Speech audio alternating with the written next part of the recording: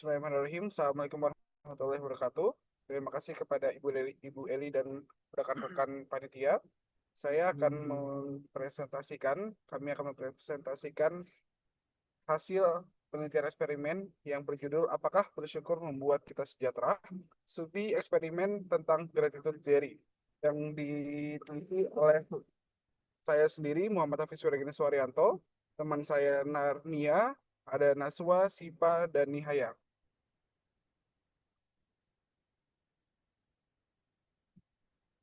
Next. Jadi latar belakang penelitian kami, yang pertama adalah isu kesehatan mental global.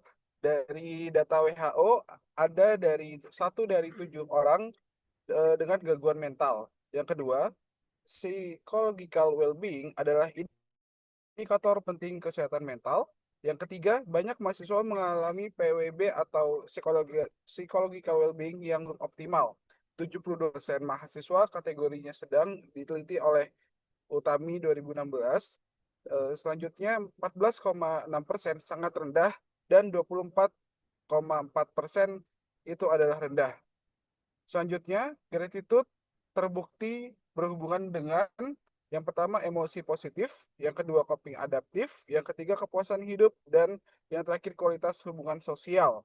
Dan yang terakhir latar belakangnya adalah banyak penelitian sebelumnya masih korelasional atau kuasi eksperimen. Jadi belum kuat membuktikan kualitas.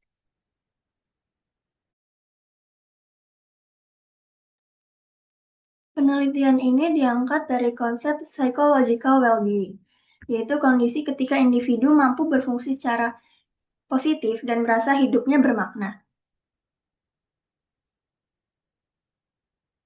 Menurut Riff dan Case, psychological well-being terdiri dari 6 dimensi seperti penerimaan diri, hubungan positif, otonomi penggunaan lingkungan, tujuan hidup, dan pertumbuhan pribadi.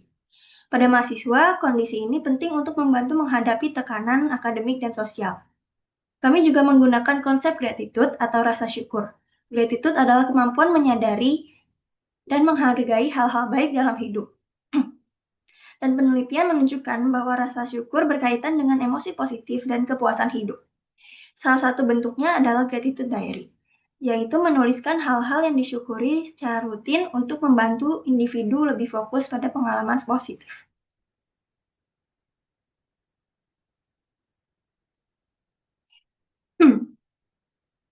Kami menggunakan desain eksperimen pretest post-test control to group design dengan total 20 mahasiswa yang berusia 18 hingga 22 tahun.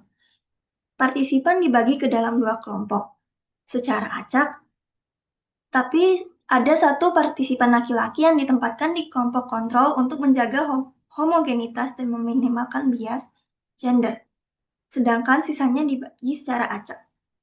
Kelompok eksperimen menulis 5 hal yang disyukuri setiap hari selama 7 hari. Sementara kelompok kontrol menulis aktivitas harian netral. Psychological well-being diukur menggunakan Brief Psychological Well-being Scale versi 18 item sebelum dan sesudah intervensi. Lalu dianalisis menggunakan uji statistik komparatif.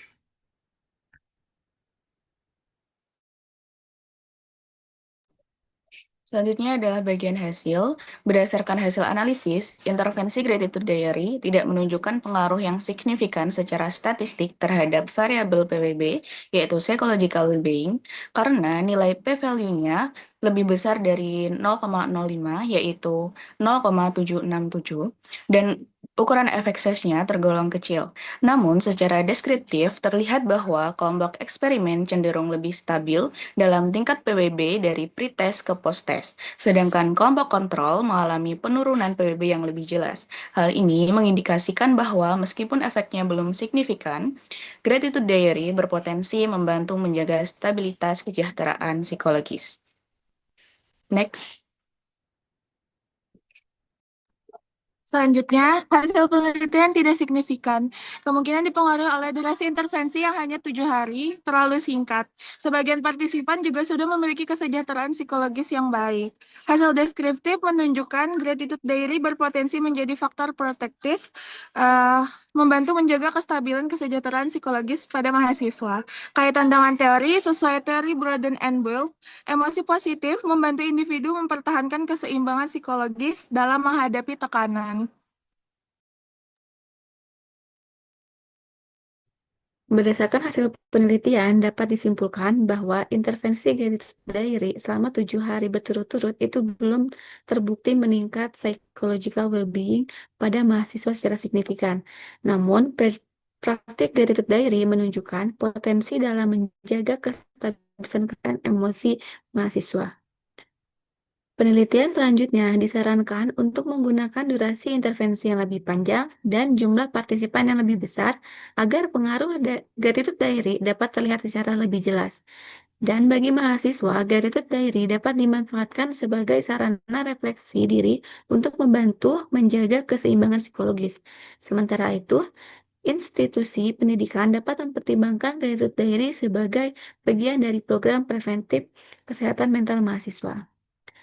Sekian pemaparan presentasi dari kami. Semoga penjelasan yang kami sampaikan dapat menambah wawasan dan menjadi bahan diskusi bersama. Terima kasih atas perhatiannya. Wassalamualaikum warahmatullahi wabarakatuh.